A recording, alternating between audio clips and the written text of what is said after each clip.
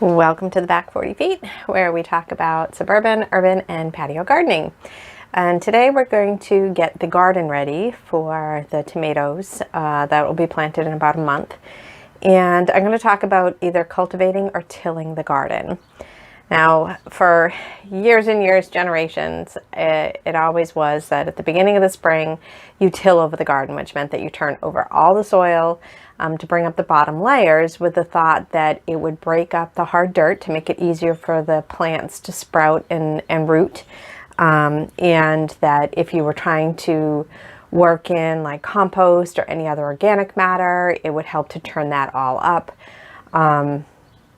But in recent years, like in the last decade or so, they're finding that that activity, which I grew up with forever, I always got stuck turning over the garden, isn't really as helpful as we thought.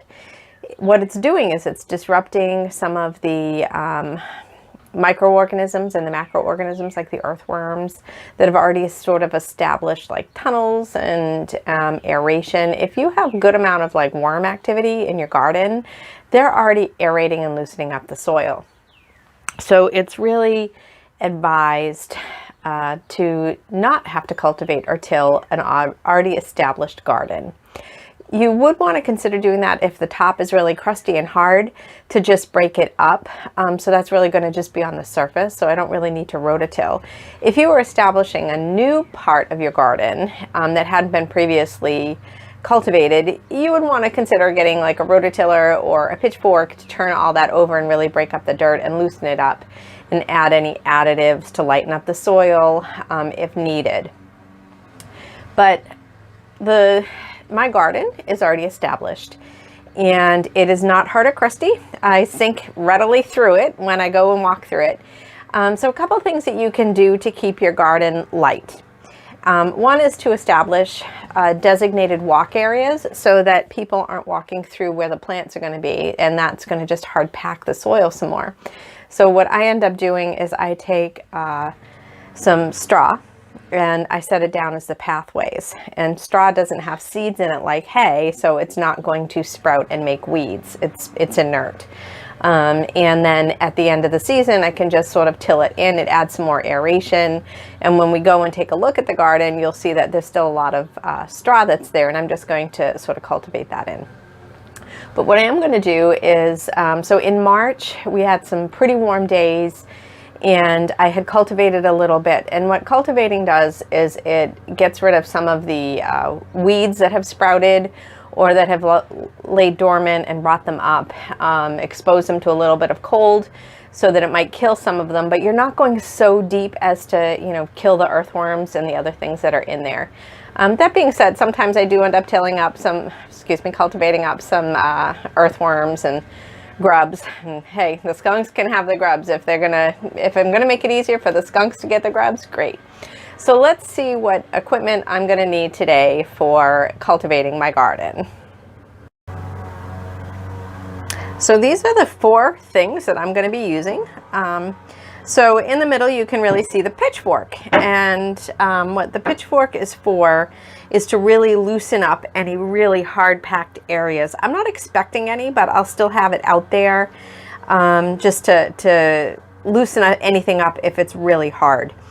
To the right of that, you can see a regular hoe, and it's got some holes in it. It just makes it a little easier to move it through the dirt, and that's going to be my primary tool today.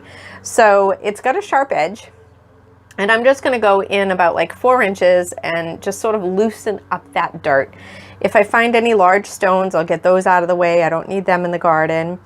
And the other thing I have is, gosh, I don't even know the name of this, but this is also a different type of hoe. And what that is intended to do is to cut through roots of weeds. So you can just cut them right off at the edge, and that kills them really easily. And then once I do all that, I want to even out the dirt, and I'm going to use a stone rake at the very end to smooth that all out.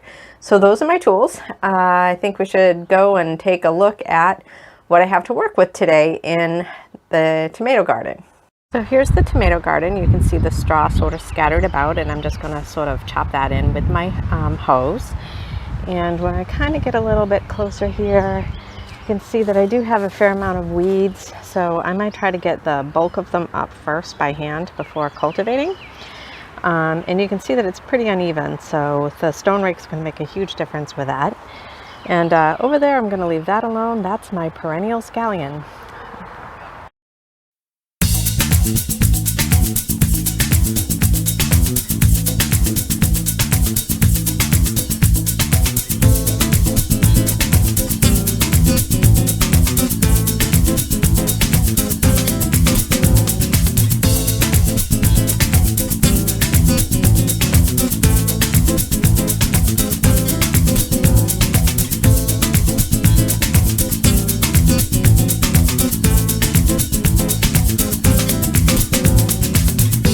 There we have it. It's done. Everything's turned over. You can still see some of the straw there, but you can see it's nice and even. The weeds are gone. And all told, that was probably about 30 minutes of work for a 10 by 10 square foot garden.